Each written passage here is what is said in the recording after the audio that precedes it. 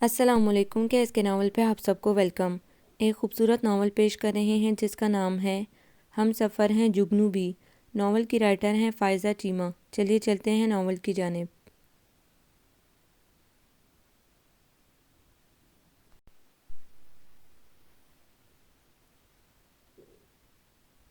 صبغہ اسے بہت دیر سے اٹھانے کی کوشش کر رہی تھی، مگر اپنی ہر کوشش کو ناکام ہوتا دیکھ کر اس نے آخری حربہ آزمایا۔ پانی منہ پر پڑتے ہی اس نے جھنجھلا کر آنکھیں کھول دیں اور اٹھ کر کپڑے جھاڑتے ہوئے صبغہ کو کوسنے لگی، جبکہ صبغہ ڈیڑھ بنی تازہ تازہ برش کیے ہوئے دانت اسے دکھا رہی تھی۔ تم انتہائی بدتمیز اور المینٹ لڑکی ہو۔ اچھا واقعی، صبغہ تشویش سے بولی۔ ہم دونوں بدتمیز اور المینٹ ہو گئی ہیں، میں نہیں صرف تم، وہ دانت پیستے ہوئے بولی۔ مگر تم خود ہی تو کہتی ہو کہ میری ساری عادتیں تم پر گئی ہیں۔ صبغہ کی معصومیت پر اس کا دل چاہا کہ پاس پڑے تکیے سے اس کی اچھی طرح تواضع کرے، مگر اس جنگ میں اسے یقیناً اپنی اس خوبصورت نیند سے ہاتھ دھونے پڑتے جو ابھی بھی اس کی آنکھوں میں بسی ہوئی تھی، اور ایسی نیند اسے کبھی کبھی ہی نصیب ہوتی تھی۔ اس نے صبغہ کو برا بھلا کہتے ہوئے وہ دوبارہ بیڈ پر لیٹ گئی۔ تم اٹھ رہی ہو یا میں کوئی دوسرا طریقہ اپناؤں؟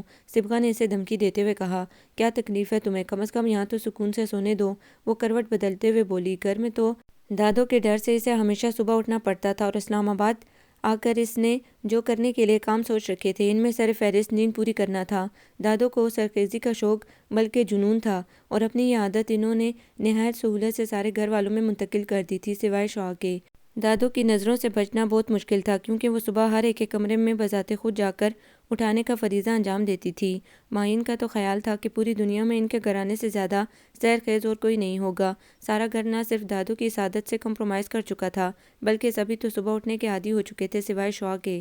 دادوں کے ڈر سے وہ صبح اٹھ تو جاتی تھی، مگر سوتے جاگتے نماز ادا کر کے دوبارہ بستر پر گر جاتی۔ دادوں کا دوسرا آرڈر تھا کہ نماز کے بعد کوئی سویا نہ کرے۔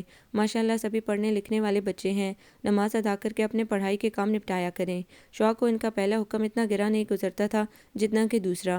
نماز کے بعد باقی سب تو اپنے کام دھندوں میں لگ جاتے، مگر وہ مندی مندی آنکھوں سے سب کو صرف دیکھتی رہتی تھی، کیونکہ اس وقت اس کی آنکھوں میں اتنی نیند بھری ہوتی تھی کہ کوئی بھی کام کرنا اس کے لیے محال ہوتا تھا۔ اس سچویشن میں اسے اپنی اوپر بری طرح ترس آتا تھا۔ نہ تو سو سکتی تھی، نہ کوئی کام کر سکتی تھی، اور پھر صبغہ بھی تھی جو اس کی بیسٹ فرینڈ اور فرسٹ کزن ہونے کے ساتھ ساتھ اس کی ازلی دشمن بھی تھی۔ اسے شعاع کی نیند سے بلا کا بیر تھا، وہ پوری دادوں کی کاپی تھی۔ انہی کی طرح صبح اٹھنے کی شوقین اور سونے پہ سہاگا، اسے نیچرل سین دیکھنے کا کریز تھا، سو صبح کی واک بھی اس کی ایک فیوریٹ ہابی تھی۔ جہاں دادوں اس کی اس عادت پر پھولنے نہ سماتی تھیں، وہاں صبغہ کی یہ عادت شعاع کے لیے وبال جان تھی۔ صبغہ کا ایک اور شوق بھی تھا، ہر کام شعاع کے ساتھ مل کر کرنے کا۔ پہلے تو شعاع کو بھی فخر ہوتا تھا کہ اسے کتنی عظیم دوست ملی ہیں جو اس کے بغیر نوالا بھی نہیں توڑتی، مگر پھر اسے اپنی اس عظیم دوست کے آگے ہاتھ جوڑ کر کہنا پڑتا کہ وہ کوئی کام اس کے بغیر بھی کر لیا کرے۔ اصل قیامت تو اس پر اس وقت ٹوٹی تھی جب اس کے اکلوتے لاڈلے ذہین و فطین بھائی نے شادی کے لیے صبغہ کا نام لیا تھا، اور وہ جو پہلے اپنے بھائی کی ذہانت پر نازاں رہتی تھی، اب ان کی بے وقوفی پر کوٹتی تھی۔ اس کی مخالفت پر صبغہ نے اسے خوب لتاڑا تھا۔ کیسی دوست ہو تم، جو اپنی دوست کی سیدھی سادی لو سٹوری میں ولن کا رول ادا کر رہی ہو؟ تمہیں تو شکرانے کے 100 نفل پڑھنے چاہیے کہ تمہاری دوست کو اس کی محبت بغیر کسی تردد کے مل رہی ہے۔ ابھی تو تم صرف میری دوست ہو، روم شیئر کرتی ہو تو ہر وقت سائے کی طرح مجھ پہ مسلط رہتی ہو۔ اگر تم میری بھابھی بن گئی تو تم تو میرا جینا عذاب بنا دو گی۔ میں تو گن گن کے اس دن کا انتظار کر رہی ہوں جب تمہیں احمد ولا سے دھکا دوں گی تاکہ تم کسی اور کے نصیب پھوڑو۔ فکر نہ کرو، دھکا تمہیں ملے گا یہاں سے، میں تو بڑی شان سے یہاں راج کروں گی۔ تمہیں چاہیے کہ تم ابھی سے میرے آگے پیچھے پھرو، ورنہ میں بہت بری بھابھی ثابت ہوں گی۔ صبغہ اسے ڈراتی۔ فکر نہ کرو، میرے جیسی بری نند تم نے دنیا میں نہ دیکھی ہوگی، میں تم سے زیادہ بری ہوں۔ صبغہ کو پکا یقین تھا اور ماہین کا خیال تھا کہ اس لڑائی کے بہانے گھر والوں کو ان کی خوبیوں کا پتہ تو چل جاتا ہے۔ چلو ایک کام کرتے ہیں۔ شعاع کا انداز ایک دم ہی مصالحانہ ہو جاتا۔ ایک سودا کرتے ہیں، میں تمہیں بھابھی بنانے کو تیار ہوں، اور بدلے میں تمہیں یہ کرنا ہوگا کہ تم مجھے صبح نہیں اٹھاؤ گی اور نہ ہی ساتھ واک پر لے کر جاؤ گی۔ سوری، مجھے تمہاری کوئی شرط بھی منظور نہیں، اور ویسے بھی جب کڑی منڈا راضی تو کیا کرے گا قاضی صاحب۔ آپ اپنی رائے اپنے پاس ہی رکھیں۔ آپ کے بھائی دل و جان سے مجھ پر فدا ہیں اور سارے گھر والے ان کے اس فیصلے سے خوش ہیں۔ آپ کا یہ اعتراض کسی کے کانوں میں نہیں پڑنے والا۔ صبغہ اٹھلا کر کہتی تو شعاع اپنے بھائی کی عقل کو کوس کر رہ جاتی تھی۔ شعا پلیز اٹھو نہ، وہ صبغہ ہی کیا جو ہمت ہار جائے۔ شعا جانتی تھی کہ وہ اسے اٹھائے بغیر نہیں ماننے والی، سو چاروں ناچار اسے گھورتے ہوئے اٹھ گئی۔ اب ایسی ظالم نظروں سے تو نہ دیکھو، تمہیں پتہ ہے تمہارے بغیر تو میں کہیں بھی نہیں جاتی۔ صبغہ معصومیت سے بولی تو وہ ایک آہ بھر کر رہ گئی۔ تو یہاں کہیں جانے کی ضرورت کیا ہے؟ آرام سے لان میں جا کر واک کر لو۔ نہیں نا، پھپھو بتا رہی تھی یہاں سے کچھ فاصلے پر ہی بہت اچھا پارک ہے، مجھے بہت شوق ہو رہا ہے دیکھنے کا۔ لاہور کی نسبت تو یہاں زیادہ نیچرل سین اور صفائی ہوگی، یہاں تو عام سین بھی اتنا جاندار محسوس ہوتا ہے۔ چلو اٹھو، مگر واپس آ کر میں سو جاؤں گی اور پھر مجھے ڈسٹرب مت کرنا۔ اس کے کہنے پر صبغہ نے فوراً سر ہلا دیا، کیونکہ وہ جانتی تھی کہ اسے دوبارہ نیند نہیں آئے گی۔ لاہور کبھی بھی اسلام آباد جتنا خوبصورت نہیں ہو سکتا۔ ملکی سی روشنی میں آس پاس کے منظر دیکھتے ہوئے صبغہ نے مسحور سا ہو کر کمنٹ دیا، کیوں ایسا کیا ہے اسلام آباد میں؟ مجھے تو اداس اور روکھا پھیکا سا لگتا ہے، اور یہاں کے لوگ بھی ڈیسنٹ ہونے کا ٹیگ لگائے ایک دوسرے سے لاتعلق ہیں۔ ایک اپنا لاہور ہے، زندہ دلوں کا شہر، فریش اور زندگی انجوائے کرتے ہوئے لوگ۔ شعا نے اس سے اختلاف کیا، اور اتنی گندگی بھی ہے وہاں۔ اب لوگ ہیں تو گندگی بھی ہوگی۔ بائی دا وے، تمہیں تو ساری زندگی اب لاہور میں ہی رہنا ہے، اس لیے ادھر ادھر دل لگانا چھوڑ دو۔ ہاں میری قسمت، صبغہ بولی۔ ان دنوں اچھی خاصی گرمی تھی اور لاہور میں تو صبح ہوتے ہی گرمی راج کرنے لگتی تھی، ہوا تک گرم ہو جاتی تھی، مگر یہاں ہوا میں اچھی خاصی نمی تھی۔ یہ ٹھنڈی ہوا جب جسم کے کسی حصے سے ٹکراتی تو بہت بھلی محسوس ہوتی تھی۔ اس وقت یہی ہوا، سارے ماحول کو گرفت میں لیے ہوئے تھی۔ وہ دونوں آپس میں نوک جھوک کرتی جا رہی تھی جب شعا ایک دم ٹھٹک گئی۔ واؤ بیوٹیفل، وہ مسحور سی ہو کر سامنے دیکھ رہی تھی۔ ہر بندے کا کوئی نہ کوئی شوق ہوتا ہے، کوئی چیز جو اسے دل سے اٹریکٹ کرتی ہے، اور اکثر لوگ تو اپنی پسندیدہ ترین چیزیں اپنے پاس جمع کرنے لگتے ہیں۔ اب شعا بی بی جو بلا کی انفرادیت پسند تھی، انہوں نے شوق بھی کوئی معمولی نہیں پالا تھا۔ انہیں کتابوں، جیولری، کپڑوں کا نہیں بلکہ خوبصورت گھروں کا شوق تھا۔ جی ہاں، اسے گھر اٹریکٹ کرتے تھے، خوبصورت لوکیشنز پر خوبصورت اسٹائل میں بنے ہوئے مکانات کی وہ دیوانی تھی۔ اس وقت بھی اس کے ٹھٹک جانے کا سبب ایک مکان تھا جو یقیناً اس کے دل کو چھو گیا تھا۔ صبغہ نے اس کی نظروں کا تعاقب کیا اور پھر اس کے رک جانے کی وجہ سمجھ گئی۔ کیا زیادہ پسند آ گیا ہے؟ صبغہ اسے ہنوز وہیں جمع دیکھ کر بولی۔ ہاں بہت زیادہ، میں نے اپنی پوری زندگی میں اتنا خوبصورت گھر نہیں دیکھا، کاش یہ میرا ہوتا۔ اس نے ایک لجائی نظر اس گھر پر ڈال کر قدم آگے بڑھا دیے۔ ان لوگوں کا اپنا گھر بہت خوبصورت اور بڑا تھا، اور پھر یہاں پھپھو کا گھر بھی کم نہیں تھا، مگر نہ جانے کیا بات تھی کہ وائٹ ماربل سے بنا یہ مکان اس کے دل کو چھو گیا۔ نہیں ہے تو کیا ہوا، مگر تمہارا ہو سکتا ہے ایک طریقے سے۔ وہ کیسے؟ وہ اس طرح کہ اس گھر میں ایک ہینڈسم سا بندہ رہتا ہو اور اس سے تمہاری شادی ہو جائے تو یہ گھر تمہارا ہو گیا نا۔ ہاں، مگر اس کے لیے تمہیں ایک بات لکھ کر دینا ہوگی کہ یہ تمہاری آخری بیسٹ چوائس ہے۔ اب اگر شادی کے بعد تمہیں کوئی اور گھر پسند آ گیا تو وہ بندہ بیچارہ تو بے موت مارا جائے گا۔ ہاں ہو تو سکتا ہے، مگر اس گھر میں ایک عدد بندے کا ہونا ضروری ہے، اور وہ بھی ہینڈسم بندے کا۔ شعا کو صبغہ کا آئیڈیا بہت پسند آیا۔ چلو ٹرائی کریں گے کہ یہ گھر تمہارے نام ہو جائے، صبغہ نے اسے تسلی دی۔ یوں ہی چھیڑ چھاڑ کرتے ہوئے وہ پارک تک پہنچ گئی تھی، اور وہاں جا کر صبغہ حسب توقع آس پاس کے منظر میں گم ہو گئی تھی، جبکہ وہ بوریت سے ٹائم گزارنے لگی۔ واپسی پر اندھیرے اور روشنی کی جنگ میں روشنی جیت چکی تھی۔ تقریباً سارے گھروں کی بیرونی لائٹس آف ہو چکی تھی، اور پھر وہ اسی مکان کے سامنے پہنچ گئی تھی۔ شعا نے روشنی میں ایک بھرپور نظر اس گھر پر ڈال کر اسے پھر سے سراہا، ساتھ ہی صبغہ کی کچھ دیر پہلے کی بکواس یاد کر کے اسے ہنسی بھی آ گئی۔ اس گھر کی ساری لائٹس آن تھی اور پورے گھر میں ایک سناٹے کا سا عالم تھا۔ لگتا ہے یہاں کے مکینوں کو جلدی اٹھنے کی عادت نہیں، صبغہ نے اظہار خیال کیا۔ تمہیں کیا لینا ہے ان کی عادت سے؟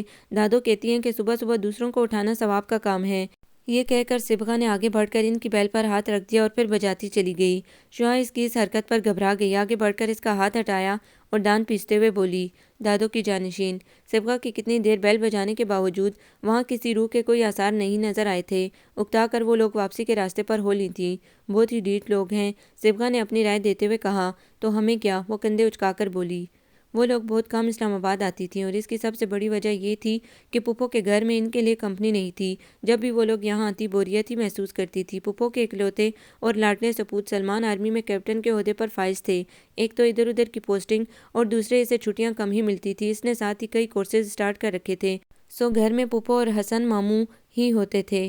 حسن ماموں ادبی ذوق رکھنے والے آدمی تھے، اکثر وہ اپنی کتابوں میں ہی گم پائے جاتے تھے۔ صبغہ کی ان سے فوٹوگرافی کے مشترکہ شوق کی وجہ سے خوب بنتی تھی۔ اس دفعہ ان کے اسلام آباد آنے کی وجہ پھپھو کی جذباتی بلیک میلنگ تھی۔ وہ لوگ تو اچھی خاصی کالج کی چھٹیاں انجوائے کر رہی تھیں، مگر پھپھو کے فون پر انہیں اسلام آباد آنا پڑا۔ انہوں نے دادو کو فون کر کے خوب ہی جذباتی کیا تھا، شاید دو چار آنسو بھی بہائے تھے، بقول ان کے کہ وہ اسلام آباد میں اکیلی پڑی ہوئی ہیں، کوئی اپنا نہیں۔ ان کا اکلوتا بیٹا لاکھ منع کرنے کے باوجود آرمی جوائن کر بیٹھا ہے، شوہر کتابوں اور تصویروں کی دنیا میں گم۔ ایسے میں انہیں اپنے بڑے پورے میکے کی یاد ستاتی رہتی ہے۔ میکے والے خاص موقعوں پر ہی آتے تھے، مگر اب سب بچوں کی چھٹیاں تھی، اسی بہانے ان میں سے کوئی آ جاتا۔ کاش میری بھی کوئی بیٹی ہوتی۔ یہ بات انہوں نے اتنی حسرت سمو کر کہی تھی کہ ان کی والدہ محترمہ تڑپ اٹھی تھیں اور فوراً انہیں آرڈر کیا تھا کہ اپنا بوریا بستر باندھ لیں۔ ماہین نے تو صاف انکار کر دیا تھا۔ اس کا اپنا ایک نقطۂ نظر تھا جس کی روز سے چھٹیاں اس کے لیے ہوتی ہیں کہ پچھلا سلیبس دہرایا جائے اور اگلے کی تیاری کی جائے۔ سو آنکھوں پر گلاسز جمائے وہ ہر وقت پڑھتی ہوئی پائی جاتی تھی۔ سو ان کا آنا تو محال تھا۔ باقی بچی چھوٹے چاچو کی نیہا تو اس نے چھٹیاں ہوتے ہی اکیڈمی جوائن کر لی تھی۔ اس نے میٹرک میں سائنس لی تھی، وہ بھی ماہین کے نقش قدم پر چلتے ہوئے ہر وقت رٹے لگاتی پائی جاتی تھی۔ شوق ہو تو ان کے ہاتھوں میں کتابیں دیکھتے ہی خفقان سا ہونے لگتا تھا۔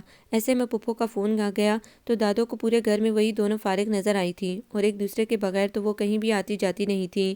تو دونوں کو اسلام آباد آنا پڑا تھا۔ یہاں آ کر حسب توقع انہیں بوریت کا سامنا تھا۔ حالانکہ پھپھو بہت ایکٹیو تھیں اور اپنے ساتھ انہیں بھی کسی نہ کسی کام میں لگائے رکھتی تھی، مگر پھر بھی وہ 3-4 دنوں میں بور ہو گئی تھی۔ ان کو آئے چوتھا روز تھا جب سلمان کا فون آیا تھا۔ پھپھو نے بات کر کے شوق کو ریسیور پکڑایا تو اس نے اس کی خوبی خبر لی تھی۔ ذرا شرم نہیں آتی تمہیں؟ تم لاہور جاتے ہو تو تمہیں کمپنی دینے کے لیے 10 بندے اپنا کام کاج چھوڑ کر بیٹھ جاتے ہیں۔ ایسی ہوتی ہے مہمان نوازی۔ اور ایک ذرا اپنے آپ کو دیکھو، ہر دفعہ ہی شکوہ کرتے تھے کہ تم لوگ آتے نہیں ہو، اب آئے ہیں تو تم سے اتنا بھی نہیں ہوا کہ 2 دن کی چھٹی ہی لے کر آ جاتے۔ اچھی مہمان نوازی ہے یہ۔ سوری یار، چھٹی ہی نہیں ملتی، پھر بھی میں پوری کوشش کروں گا 1-2 دن میں آنے کی، وہ ہنستے ہوئے کہہ رہا تھا۔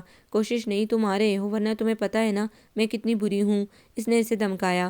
بالکل پتہ ہے تم بری ہو، اس میں تو کوئی شک بھی نہیں، وہ شرارت سے بولا تو ان کی تکرار شروع ہو گئی تھی۔ پھپھو ہنستے ہوئے کچن میں چلی گئی تھی جبکہ صبغہ نہ جانے کہاں غائب تھی۔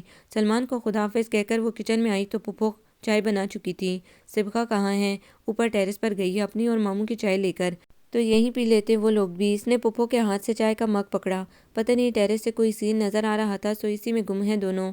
اچھا خاصا اندھیرا پھیل گیا ہے باہر، مجھے تو وحشت ہوتی ہے ایسے منظر سے، پھپھو جل کر بولی۔ وہ ٹھنڈی آب بھر کر انہیں لیے لاؤنج میں چلی آئی تھی۔ صبغہ سے یہی توقع تھی اسے۔ پھپھو آج سلمان کی شادی کیوں نہیں کر دیتی؟ اس سے گھر میں بھی اچھی خاصی رونق ہو جائے گی اور آپ کی تنہائی بھی دور ہو جائے گی۔ اس نے انہیں مخلصانہ مشورہ دیا تھا۔ میں تو بہت عرصے سے سلمان کو کہہ رہی ہوں اس دفعہ آتا ہے تو فائنل بات کروں گی۔ پھپھو کو زرعی مشوروں سے نوازتے ہوئے وہ اپنے بھائی کی قسمت پر افسوس کرنا نہیں بھولی تھی۔ صبغہ رات کو عشاء کی نماز پڑھ کر لیٹی تو اسے ہلکا سا ٹمپریچر تھا اور سر میں بھی کچھ درد تھا۔ صبح شعاع انتظار کرتی رہی کہ کب وہ اسے فجر کی نماز کے لیے اٹھائے، مگر اس کا یہ انتظار ہی رہا۔ بالآخر خود اٹھ کر اس نے صبغہ کو اٹھانا چاہا تھا۔ ایسا موقع اسے شاذ و نادر ہی ملتا تھا، سو وہ میٹھے طنزیہ لہجے میں اسے پکارتی ہوئی اسے بازو سے پکڑ کر اٹھانے لگی تھی کہ چونک گئی۔ اس کا جسم بہت گرم ہو رہا تھا، یقیناً اس کا ٹمپریچر بڑھ گیا تھا۔ صبغہ، اس کے 2-3 دفعہ پکارنے پر اس نے آنکھ کھولی۔ تمہیں تو اتنا تیز بخار ہے؟ وہ دونوں جتنا لڑتی جھگڑتی تھی، اتنی محبت تھی ان میں، ایک دوسرے کی ذرا سی تکلیف پر وہ تڑپ اٹھتی تھی۔ اس وقت بھی شعاع بوکھلا سی گئی۔ میں ٹھیک ہوں، ابھی کچھ دیر پہلے میں نے پھپھو سے ٹیبلٹ لے کر کھائی ہے، اب سو کر اٹھوں گی تو انشاءاللہ ٹھیک ہو جاؤں گی۔ تمہیں اتنا بخار تھا، تم نے پھپھو کو اٹھایا تھا تو مجھے اٹھا دیتی، وہ خفگی سے بولی۔ اب اتنا بھی بخار نہیں تھا، پھپھو سے تو میں نے ٹیبلٹ لینی تھی ورنہ انہیں بھی ڈسٹرب نہ کرتی۔ اب تم اٹھو اور نماز پڑھو، کہیں ٹائم نہ نکل جائے، میں اب کچھ دیر سوؤں گی۔ اوکے۔ اس نے وضو کر کے نماز پڑھی تھی۔ اس وقت تک صبغہ سو چکی تھی، شاید یہ ٹیبلٹس کا اثر تھا۔ حیرت کی بات تو یہ تھی کہ اسے اس وقت بالکل بھی نیند نہیں آ رہی تھی۔ پھپھو بھی فجر کی نماز کے بعد غالباً سو چکی تھی۔ پورے گھر میں اس وقت سناٹا چھایا ہوا تھا۔ اس کا بے ساختہ دل گھبرایا تو وہ اکیلی ہی واک کے لیے نکل آئی۔ ارادہ تھا کہ کچھ دیر ادھر ادھر جا کر واپس آ جائے گی، مگر جب گھر سے نکلی تو پھر چلتی ہی چلی گئی۔ ویران سڑک پر اکیلے چلتے ہوئے اسے بہت مزہ آ رہا تھا۔ اچانک اس کے پاس سے 2-3 لڑکے جاگنگ کرتے ہوئے گزرے تو ان کی آوازوں سے وہ اپنے خیالوں کی دنیا سے باہر آئی۔ تبھی اسے احساس ہوا تھا کہ وہ کافی دور نکل آئی ہے اور اس احساس کے ہوتے ہی وہ فوراً واپس مڑی۔ راستے میں اس کے قدم اسی گھر کے آگے سست پڑنے لگے تھے اور ذہن میں صبغہ کی باتیں گونجیں تو وہ خود بخود مسکرا دی۔ انہیں واک کے لیے آتے پورا ہفتہ ہو گیا تھا اور صبغہ نے جو پہلے دن سے اس گھر کی بیل بجانے کا کام شروع کیا تھا تو پورا ہفتہ اس نے یہ فریضہ بڑی ایمانداری سے انجام دیا تھا۔ وہ اس گھر کو شوق کا سسرال کہتی تھی۔ حیرت کی بات تو یہ تھی کہ اتنے دنوں سے صبغہ مسلسل بیل بجا رہی تھی، مگر اس کے باوجود کوئی بھی گیٹ تک نہیں آیا تھا۔ ہر وقت ایک خاموشی سی اس گھر پر چھائی رہتی تھی۔ ان دونوں کا مشترکہ خیال تھا کہ یا تو اس گھر میں لوگ ہی کم ہیں یا پھر صبح اٹھنے کے چور ہیں۔ وہ کہتی تھی، یار شعاع، تمہارے سسرال والے تو مجھے بہت ہی ڈھیٹ لگتے ہیں۔ دل میں صبغہ کی باتیں یاد کر کے ہنستے ہوئے وہ آگے بڑھی اور بے اختیار بیل پر ہاتھ رکھ دیا۔ چلو صبغہ بی بی، تم نہیں تو کیا ہوا، ہم تمہاری ڈیوٹی انجام دے دیتے ہیں آج۔ وہ بڑے مزے سے کافی دیر تک بیل بجاتی رہی۔ اسے یقین تھا کہ روز کی طرح آج بھی کوئی نہیں اٹھے گا، اور اسی یقین کا پلو تھامے وہ اطمینان سے بیل بجا کر پیچھے ہٹی، اور پھر روز کی طرح اس نے ایک بھرپور نظر اس گھر پر ڈالی، مگر روز کی طرح اس کی نظر واپس نہیں لوٹی تھی، ایک جگہ پر تھم گئی تھی۔ اس کے کچھ دیر پہلے کے یقین نے اسے مسکرا کر دیکھا، اور اس کے ہاتھ میں شرمندگی تھما کر خود بھاگ نکلا۔ اسے سمجھ میں نہیں آ رہا تھا کہ اس کے ساتھ ہوا کیا ضروری تھا کہ وہ آج اکیلی آتی اور پھر صبغہ کا کام انجام دیتی، اور اس گھر کے مکین جو پورے ہفتے سے نشہ کر کے سوئے ہوئے تھے، ان میں سے ایک کو آج ہی جاگنا تھا، اور پھر ٹیرس پر کھڑے ہو کر آج ہی سراغ لگانا تھا کہ کون مہربان انہیں روز تنگ کرنے کا فریضہ سر انجام دیتا ہے۔ ٹیرس پر کھڑا بندہ بڑی فرصت سے بغور اسے دیکھ رہا تھا، اور اس کے پاس اس کے علاوہ اور کوئی چارہ نہیں تھا کہ وہ یہاں سے کھسک لے، تو اس نے یہی کیا۔ تیز تیز قدموں سے چلتے ہوئے اس نے پیچھے مڑ کر ایک دفعہ بھی نہیں دیکھا۔ گھر پہنچنے تک وہ اس بات پہ کڑتی رہی تھی کہ اس نے یہ بچکانہ حرکت کی کیوں، کیا سوچتا ہوگا وہ اس کے بارے میں کہ اتنی المنٹ لڑکی ہے۔ ساتھ ساتھ اسے صبغہ پہ بھی غصہ آ رہا تھا جس نے یہ کام شروع کیا تھا۔ گھر پہنچی تو خلاف توقع پھپھو جاگی ہوئی تھی۔ اس کے پوچھنے پر انہوں نے بتایا کہ ابھی سلمان کا فون آیا تھا، وہ آج آ رہا ہے۔ پھپھو کو تو اس خبر سے خوش ہونا ہی تھا، اور وہ بھی کچھ دیر پہلے کی بدمزگی بھلا کر بہت پرجوش ہو گئی تھی۔ آپ اب سوئیں گی نہیں؟ ارے بیٹا، انہیں اب نیند کہاں، دیکھنا آپ کچن میں گھس جائیں گی اور ہمیں اس سوکھے ناشتے پر ٹرکا کر اپنے لاڈلی کے لیے سارا دن مزے مزے کی ڈشز بنائیں گی، جیسے وہ پورے 1 مہینے سے بھوکا ہو اور یہاں صرف کھانے کے لیے آ رہا ہو۔ حسن ماموں بھی اٹھ کر باہر آ گئے تھے، اور شوق کے سوال کے جواب میں انہوں نے پھپھو کو چھیڑتے ہوئے کہا، وہ نہ تو بھوکا ہے اور نہ صرف کھانا کھانے آ رہا ہے، مگر آپ ایک ماں کا دل نہیں سمجھیں گے۔ پھپھو نے جواباً کہا، بہت اچھی طرح سمجھتے ہیں، اور ہمیں ایک ماں کے دل پر کوئی اعتراض بھی نہیں۔ ہماری تو صرف اتنی سی گزارش ہے کہ کبھی بیوی کے دل سے بھی سوچیے۔ ان کے لہجے میں شرارت تھی۔ ہاں، کبھی آپ کو تو کچھ پکا کے نہیں کھلایا جیسے، وہ خفگی سے بولی۔ شوہین کی نوک جھونک سے محسوس ہوتی صبغہ کو دیکھنے چلی آئی۔ وہ ابھی تک سو رہی تھی۔ ماتھے پر ہاتھ رکھ کر اس کا بخار چیک کیا تو اسے کافی تسلی ہوئی۔ اس کا جسم پہلے کی طرح گرم نہیں تھا۔ اسے سوتا چھوڑ کر وہ پھپھو اور ماموں کے پاس لاؤنج میں چلی آئی۔ پھپھو ناشتہ بنا رہی تھی، ماموں اخبار پڑھنے میں مصروف تھے۔ وہ پھپھو کے ساتھ ان کی مدد کرنے لگی تھی۔ ناشتے کے بعد پھپھو نے شام کا مینیو ترتیب دیا تو اسے یقین ہو گیا تھا کہ حسن ماموں صحیح کہہ رہے تھے۔ مینیو دیکھ کر کہیں سے نہیں لگ رہا تھا کہ ایک بندے کے لیے یہ سب کچھ ہے، یوں لگ رہا تھا کہ کسی بڑی فیملی کی دعوت کی جا رہی ہو۔ پھپھو، ماموں ٹھیک ہی کہہ رہے تھے، آپ صرف سلمان سے ہی محبت کرتی ہیں، ہمیں تو آپ نے اتنی مزے مزے کی چیزیں نہیں بنا کے کھلائیں۔ اس نے انہیں چھیڑتے ہوئے کہا، اس دانے کے لیے تمہارے ماموں ہی کافی ہیں، وہ اسے گھور کر بولی تھی۔ پھر بھی وہ اکیلا اتنا ڈھیر سارا کھانا کیسے کھائے گا؟ اس کے لیے تو ہر ڈش کا ایک ایک چمچ ہی کافی ہوگا۔ یہ صرف اس کے لیے نہیں، تم لوگوں کے لیے بھی ہے، اور وہ اکیلا نہیں ہوگا، حیدر بھی آ جائے گا۔ ویسے بھی کتنے دن ہو گئے ہیں اسے چکر لگائے ہوئے۔ یہ کون ذات شریف ہیں؟ حیدر سلمان کے بچپن کا دوست ہے، بہت محبت ہے دونوں میں۔ ان دونوں کی اسکولنگ ساتھ ہی ہوئی تھی، کالج میں بھی ایک ہی ساتھ تھے۔ پھر سلمان اپنے انٹرسٹ کی وجہ سے آرمی میں چلا گیا، اور حیدر نے MBA کے بعد اپنا بزنس سیٹ کر لیا۔ حالانکہ آرمی میں تو اسے جانا چاہیے تھا، اس کے بابا آرمی میں تھے، اسی لین میں کچھ فاصلے پر ہی اس کا گھر ہے۔ سلمان کے جانے کے بعد بھی اکثر آتا جاتا رہتا ہے حال احوال پوچھنے۔ اس بار کافی دن ہو گئے ہیں اسے چکر لگائے ہوئے، پتہ نہیں کیوں نہیں آیا۔ میں ابھی فون کرتی ہوں اسے۔ ویسے تو سلمان نے بتا دیا ہوگا اسے اپنے آنے کا، یہاں ہمیں بتانے سے پہلے وہ اسے فون کر کے بتا دیتا ہے۔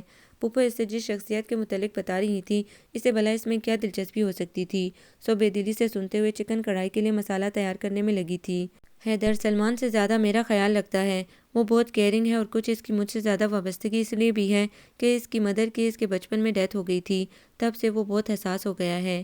مجتبیٰ بھائی نے دوسری شادی بھی نہیں کی تھی، بچپن میں وہ سارا دن گھر میں اکیلا ہوتا تھا، اس لیے میں اسے یہیں لے آتی تھی۔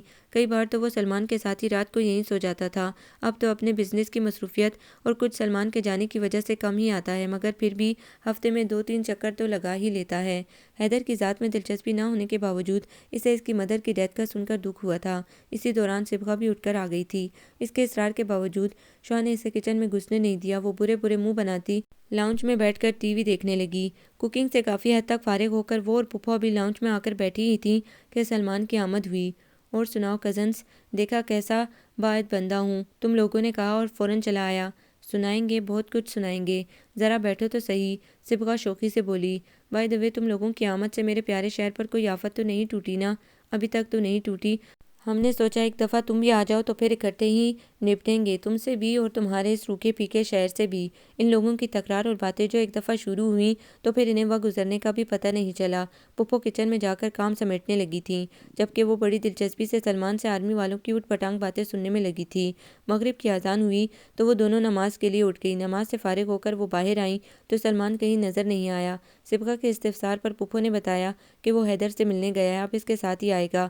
وہ دونوں پھپھو سے کہہ رہی تھیں کہ سلمان سے شادی کی بات کریں، اور پھپھو کا ارادہ بھی اس دفعہ اسے بخشنے کا نہیں لگ رہا تھا۔ باتوں کے دوران ہی پھپھو کا کوئی فیوریٹ ڈرامہ شروع ہوا تو وہ دونوں بھی دیکھنے لگیں۔ وہ ڈرامہ جو اس وقت بھی ٹی وی پہ آ رہا تھا کافی دلچسپ تھا۔ ان کا انہماک دیکھ کر پھپھو انہیں ڈرامے کی پچھلی اسٹوری بھی ساتھ ساتھ بتانے لگی تھیں۔ ڈرامہ ختم ہوا تو اسی دوران حسن ماموں بھی آ گئے۔ وہ کھانا لگانے کو کہہ رہے تھے۔ سلمان کو تو آ لینے دے، پھپھو بولی۔ وہ اور حیدر بس کچھ ہی دیر میں آ رہے ہیں، تم لوگ برتن لگانا شروع کرو، بہت بھوک لگی ہے۔ وہ دونوں ٹیبل پر برتن رکھنے لگی تھی کہ ماموں کے پکارنے پر پھپھو اندر چلی گئیں۔ یہ حیدر کون ہے؟ صبغہ حیدر کی مکمل تعارف سے ابھی تک محروم تھی۔ اس کے پوچھنے پر شعاع نے جس تفصیل سے اس کا ذکر پھپھو سے سنا تھا اسی تفصیل سے بتانے لگی۔ سلمان کے بچپن کا دوست ہے، بیچارے کی مدر کی ڈیتھ ہو چکی ہے اور اب اپنے فادر کے ساتھ اکیلا رہتا ہے بیچارہ۔ پھپھو بتا رہی تھی کہ قریب ہی گھر ہے، اس کا اکثر آتا رہتا ہے۔ اب ظاہر ہے بیچارے کو ماں کی کمی تو محسوس ہوتی ہوگی، اسی لیے پھپھو کے پاس آ جاتا ہوگا۔ حیدر کے تعارف میں اس نے ہر فقرے میں بیچارہ بار بار استعمال کیا تھا، جو سراسر اس کی ذاتی اختراع تھی۔ پھپھو نے تو ایک دفعہ بھی اس سے بیچارہ نہیں کہا تھا۔ صبغہ کو بیچارے حیدر مجتبیٰ کے مکمل تعارف سے فیضیاب کر کے جب وہ کچن سے دوسرے برتن لانے کے لیے مڑی تو گویا جم سی گئی۔ سلمان اپنے اسی بیچارے دوست کے ساتھ سامنے کھڑا تھا۔ صبغہ خواہ مخواہ شرمندہ ہونے لگی تھی، کیونکہ اسے اندازہ ہو گیا تھا کہ بیچارے کی تکرار وہ دونوں بھی سن چکے ہیں۔ اس نے شعاع کی طرف دیکھا تو وہ بت کی طرح ساکت کھڑی تھی۔ زمین میں گڑ جانا، چلو بھر پانی میں ڈوب مرنا قسم کے سارے محاورے اسے شدت سے یاد آ رہے تھے، مگر اس وقت وہ کوئی بھی اپنی اوپر اپلائی نہیں کر سکتی تھی، کیونکہ یہ اس کے بس میں نہیں تھا۔ اس کے اس قدر ششدر رہ جانے کی وجہ کچھ دیر قبل کی ہوئی بکواس نہیں تھی، بلکہ سلمان کے ساتھ کھڑے شخص کو ابھی صبح ہی تو بڑی بھرپور قسم کی سچویشن میں دیکھ چکی تھی۔ اسے سمجھ میں نہیں آ رہا تھا کہ اسے اس وقت کیا کرنا چاہیے۔ اسی دوران پھپھو باہر آئیں تو اس کی مشکل آسان ہوئی تھی۔ وہ چپاک سے کچن میں گھس گئی، جبکہ صبغہ باہر ہی کھڑی تھی۔ اب وہ باہر نہیں جانا چاہتی تھی، مگر صبغہ نے آ کر اسے کھانا لگانے کا کہا اور خود بھی کچن سے برتن اٹھا کر باہر نکلی تو اس سے بھی مجبوراً نکلنا پڑا۔ پھپھو اسی لڑکے سے اتنے دن کی غیر حاضری کا گلہ کر رہی تھی۔ آنی، یقین کریں پورے ہفتے سے بخار ہے، کچھ کام اتنا بڑھ گیا ہے کہ ساری رات جاگ کے پیپر ورک کرنا پڑتا ہے۔ بابا بھی گاؤں گئے ہوئے ہیں۔ ساری رات جاگنے کے بعد صبح کہیں سونے لگتا ہوں تو بیل بجنے لگتی ہے۔ اسے نئی عادت پڑ گئی ہے خواہ مخواہ بجنے کی۔ اب اسنم تو بابا کے ساتھ گیا ہوا ہے، سو گیٹ کھولنا بھی میری مجبوری ٹھہری۔ جب تک میری نیند ٹوٹتی ہے تب تک بیل بجانے والا بھی بھاگ چکا ہوتا ہے۔ وہ اور بھی کچھ کہہ رہا تھا، مگر پھپھو اس کے بخار کا سن کر اس پر بگڑنے لگی کہ اس نے انہیں اطلاع کیوں نہیں دی۔ سلمان کی اس پر نظر پڑی تو وہ ان دونوں کا آپس میں تعارف کروانے لگا تھا۔ صبغہ غالباً متعارف ہو چکی تھی، اسے اس کی طرف دیکھتے ہوئے ڈر سا لگ رہا تھا۔ وہ کیا سوچ رہا ہوگا اس کے بارے میں کہ سلمان کی کزن کتنی المینڈ اور بدتمیز ہے، اور اگر اس نے سب کے سامنے بتا دیا تو اس نے تو ابھی تک صبغہ کو بھی صبح کے واقعے کے متعلق نہیں بتایا تھا۔ یہ بیل کا کیا قصہ ہے؟ سلمان کے پوچھنے پر تو گویا اس کی جان ہی نکل گئی۔ مجھے خود نہیں پتا، بس صبح ہی صبح بیل بجتی ہے اور پھر بجتی چلی جاتی ہے۔ پتہ نہیں کون ہے جس سے میری نیند برداشت نہیں ہوتی۔ اسے شاید شعاع پر ترس آ گیا تھا، جبھی لا علمی کا اظہار کر بیٹھا۔ شعاع نے ممنون نظروں سے اسے دیکھا تو وہ بھی بغور اسے دیکھ رہا تھا۔ شعاع نے بے ساختہ نظریں چرا لیں۔ بندہ کافی سمجھدار ہے، اس نے دل میں فوراً اس کے متعلق اچھی رائے قائم کر لی۔ ایک تو لوگ بھی ڈسٹرب کرنے کے لیے نئے طریقے ڈھونڈنے لگے ہیں۔ اب کتنا آکورڈ سا لگتا ہے دوسروں کو بیل بجا کر تنگ کرنا۔ سلمان نے کمنٹس دیے تو صبغہ بھی اس کی ہاں میں ہاں ملانے لگی۔ وہ غالباً بھول چکی تھی کہ کل تک وہ خود یہ آکورڈ کام کا ثواب جان کر کرتی رہی ہے۔ صبغہ کی طوطا چشمی پر اسے غصہ آنے لگا۔ کیا تھا اگر لائٹ سے انداز میں کہہ دیتی کہ وہ لوگ بھی مذاق میں یہ حرکت کر چکی ہیں، کم از کم اس کی پوزیشن تو کلیئر ہو جاتی۔ بڑی بے دلی خاموشی سے اس نے کھانا کھایا۔ صبغہ اور سلمان کے لیے اس کی خاموشی خاصی حیران کن تھی، وہ دونوں بھی اسے چھیڑتے رہے تھے۔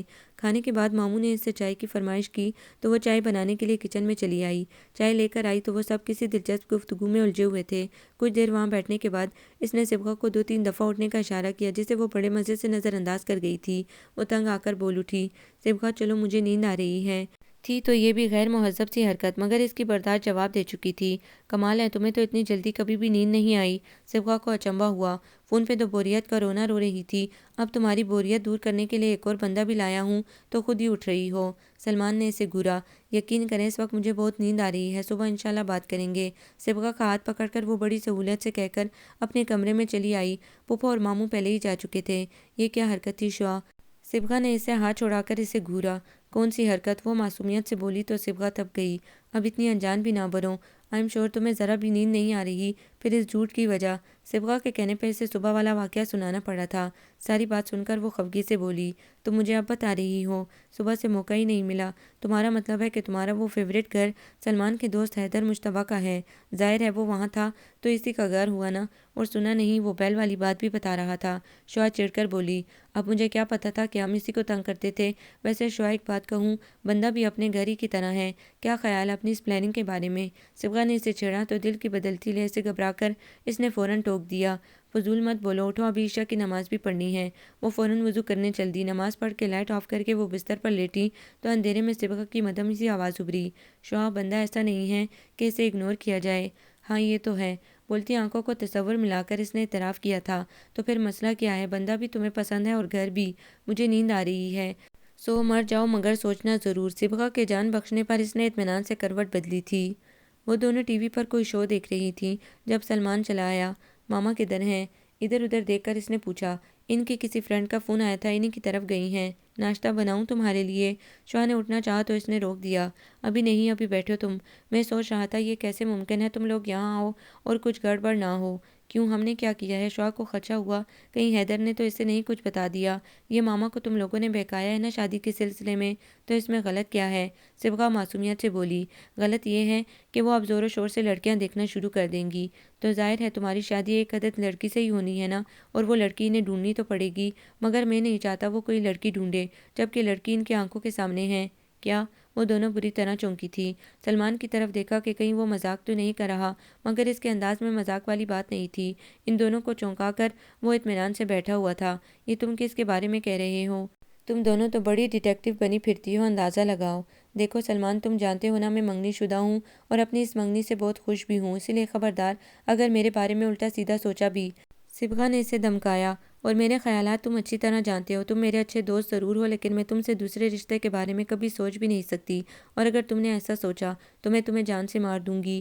شعا نے کینہ توز نظروں سے اسے گھورا، میرا دماغ ابھی اتنا خراب نہیں ہوا کہ میں تم دونوں میں سے کسی کا انتخاب کروں۔ سلمان کے کہنے پر جہاں ان دونوں نے اطمینان کی سانس لی، وہاں اس کے فکرے کا پورا مطلب سمجھ میں آنے پر اسے گھورا بھی۔ تو پھر کون ہے وہ؟ شعا تجسس سے بولی، ماہین۔ وہ اطمینان سے بولا، کیا اپنی ماہین؟ دونوں کی چیخ نکلی۔ اور تو میرا خیال ہے فیملی میں کوئی اور ماہین نہیں ہے، اور ان کے تاثرات انجوائے کر رہا تھا، تو اس کے لیے تم بھاگ بھاگ کر لاہور جایا کرتے تھے، اور ہم سب اس خوش فہمی میں تھے کہ ہمارے کزن کو ہمارا پیار اور خلوص کھینچ لاتا ہے۔ ہاں یہی سمجھ لو، وہ ڈٹھائی سے بولا۔ میں تو یہ سوچ رہی ہوں کہ کہیں واقعی تمہارا دماغ تو خراب نہیں ہو گیا جو ماہین بی بی سے محبت کی حماقت کر بیٹھے۔ اس کے نزدیک تو کتابوں کے علاوہ دنیا میں ہر چیز فضول ہے۔ کیا بنے گا تمہارا؟ صبغہ کو اس سے ہمدردی ہوئی تھی، آخر وہ اپنی اکلوتی بہن کے عادات سے اچھی طرح واقف تھی۔ خبردار جو اسے کچھ کہا تو۔ سلمان کے کہنے پر ان دونوں کی آنکھیں پھیل گئیں۔ ہاں، محبت میں انسان کی نہ صرف نظر کمزور ہو جاتی ہے بلکہ دماغ بھی خراب ہو جاتا ہے۔ شعا نے طنز کیا، کب سے چل رہا ہے یہ چکر؟ صبغہ نے بہن کے ناطے معتبر بنتے ہوئے پوچھ گچھ شروع کی تھی۔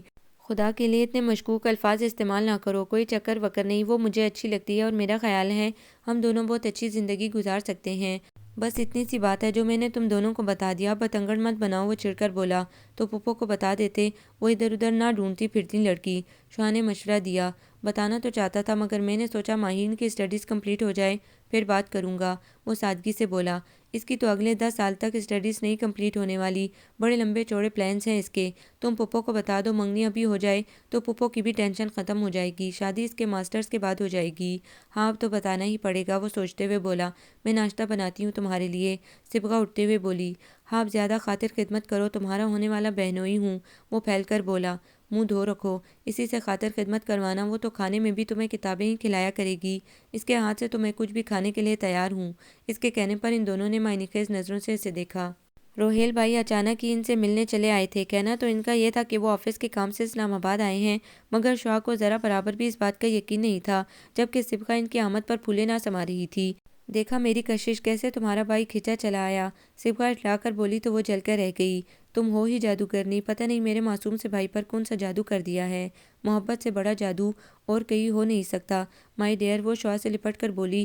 وہ آج واقعی بہت خوش تھی۔ یہ احساس ہی بڑا دل نواز ہوتا ہے کہ آپ کسی کے لیے اہم ہوں، آپ کو دیکھنے کے لیے کوئی اپنی ضروری سے ضروری کام تک چھوڑ آئے۔ روہیل بھائی صرف ایک رات کے لیے آئے تھے اور ان کا موقف تھا کہ ان دونوں کو بھی اب ساتھ چلنا چاہیے۔ انہیں آئے ہوئے 2 ہفتے ہو چکے ہیں۔ سلمان 2-3 دن رہ کر چلا گیا تھا۔ وہ دونوں بھی اب گھر کے لیے اداس ہو رہی تھیں، اس لیے پھپھو کے لاکھ روکنے کے باوجود انہوں نے صبح روہیل بھائی کے ساتھ جانے کا پروگرام بنا لیا تھا۔ ان کو کسی صورت نہ مانتے دیکھ کر پھپھو انہیں ساتھ لے کر مارکیٹ چلی آئی تھی تاکہ ان دونوں کے لیے اور باقی گھر والوں کو بھجوانے کے لیے گفٹس لے سکیں۔ ڈھیر ساری شاپنگ کر کے جو وہ لوٹیں تو لنچ ٹائم ہو رہا تھا۔ گرمی ہونے کے باوجود اسلام آباد کا موسم بہت اچھا ہو رہا تھا۔ اچانک ہی بادلوں کے بڑے بڑے ٹکڑے آسمان پر منڈلانے لگے تھے۔ تیز ہوا سے پتے پھول جھوم جھوم کر خوشی کا اظہار کر رہے تھے۔ موسم اتنا خوبصورت تھا کہ روہیل بھائی نے لانگ ڈرائیو کا پروگرام بنا لیا اور صبغہ اس کی منتیں کر رہی تھی کہ وہ کباب میں ہڈی نہ بنے، مگر وہ کسی صورت مان نہیں رہی تھی۔ دیکھو ایسا موقع کبھی کبھی تو ملتا ہے، اور وہ بھی اس غضب کے موسم میں۔ کیا ہے اگر تم نہ جاؤ تو؟ ایمی میں کیوں نہ جاؤں؟ میرا دل نہیں چاہتا موسم انجوائے کرنے کو۔ دیکھو اگر آج تم میری بات مان لو تو میں وعدہ کرتی ہوں جب تمہاری منگنی ہوگی تو میں تمہیں ایسے مواقع ضرور فراہم کروں گی۔ صبغہ کے ملتجی انداز میں کہنے پر اس نے اس پر احسان کرتے ہوئے کہا، چلو کیا یاد کرو گی، کیسی اچھی نند سے پالا پڑا ہے۔ پھر اسے یوں ہی بیٹھا دیکھ کر روہیل بھائی نے پوچھا تھا، تم نہیں جا رہی؟ میرے سر میں درد ہے، چلو تم آرام کرو، ہم لوگ بھی نہیں جاتے پھر۔ آخر اکلوتی لاڈلی بہن کا اتنا خیال تو تھا انہیں۔ بھائی کی محبت پر نازا ہوتے ہوئے وہ فوراً بولی، نہیں آپ لوگ جائیں، صبغہ کو کچھ چیزیں لینی ہیں اپنے اور میرے لیے۔ مگر ابھی تو تم لوگ شاپنگ کر کے آ رہی ہو۔ ان کی حیرانی بجا تھی، کچھ چیزیں بھول گئے تھے، گھر آ کر یاد آئی ہیں۔ اوکے آؤ صبغہ میں گاڑی نکالتا ہوں۔ تھینکس۔ اس کے نکلتے ہی صبغہ نے پیار سے اپنی دوست کو دیکھا۔ ٹھیک ہے لیکن آتے ہوئے میرے لیے آئس کریم ضرور لے کر آنا، اور ہاں وہ جوتا جو میں نے پہن کر دیکھا تھا مگر لیا نہیں تھا، اب میں سوچ رہی ہوں کافی اچھا تھا، وہ بھی لے آنا، اور ہاں اپنے پیسوں سے لانا، خبردار جو میرے بھائی کی جیب ڈھیلی کروائی میں پوچھ لوں گی ان سے۔